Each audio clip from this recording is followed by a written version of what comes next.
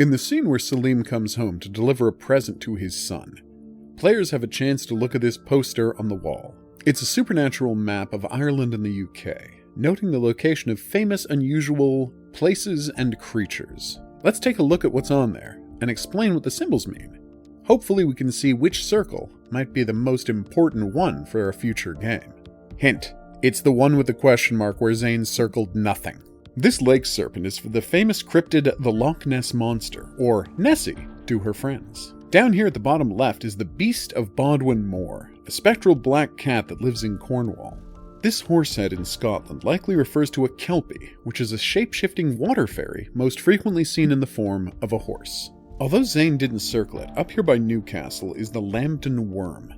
This is an old folktale about a guy who battles a giant snake creature with strange regenerating powers. This, of course, is Stonehenge, the famous standing stones of the Druids. Of course, no one knew who they were or what they were doing, but their legend lives on, hewn into the living rock of Stonehenge. This map inset is Rathlin Island. I couldn't figure out why there's a picture of Jupiter at the top of it. Here on Ireland proper, we have the head of a screaming banshee. This seems like one of the most important items on the map, since Will Doyle mentioned that he was reading up on Irish folklore. Interestingly, the banshee's legend has her both predicting death and warning people against danger.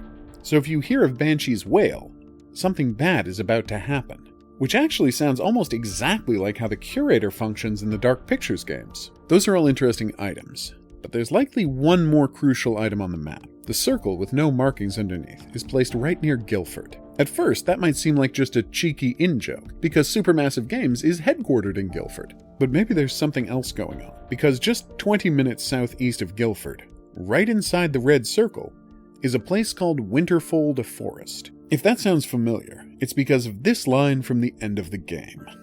So the Aegis team investigated some kind of really bad incident in a place Zane circled. Later, they go out of their way to point out that Zagros is an easier situation to deal with, because at least things were contained in the caves this time. Now, they might not be specifically referring to Winterfold with that comment, but if they are, that could suggest whatever unnatural event happened at Winterfold might have spread out across the UK and Ireland. Perhaps Zane is circling different locations because he suspects that the various monsters on that map might be traceable back to Winterfold somehow. Hopefully we'll find out more about this in Game 5 or 6. I've been the Hidden Object Guru, thanks for watching. If you haven't yet, please remember to like and subscribe. Special thanks to both the Reddit user who tipped me off to Winterfold's location, and my patrons Marissa, Desire, Eduardo, Brian, and Joanne. If there's any topics you'd like to see covered in future Dark Pictures videos, please let me know in the comments section. See you back here for more Dark Pictures, but until then, au revoir.